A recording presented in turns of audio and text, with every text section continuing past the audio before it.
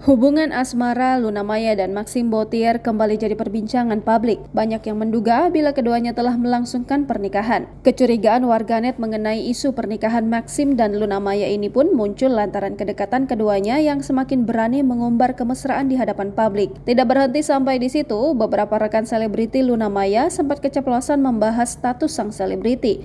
Salah satunya adalah Ayu Dewi. Dalam cuplikan video yang dibagikan ulang oleh akun Lambe Official, Ayu Dewi dan Luna Maya tampak sedang dirias dalam satu ruangan yang sama. Ada pula sosok Maxim di ruangan tersebut. Ayu Dewi pun menyinggung mengenai tas baru milik Luna Maya. Handbag tersebut berwarna putih dan diletakkan di meja rias sang artis. Istri Reggy Datau ini mengungkap bila tas tersebut merupakan pemberian dari Maxim. Ia kemudian melontarkan kalimat mengejutkan mengenai status Luna Maya. Ayu Dewi mengungkap Luna Maya sebagai istri Maxim. Ibu tiga anak ini kemudian seolah tersadar dengan ucapannya dan segera memberikan klarifikasi terkait status Luna Maya.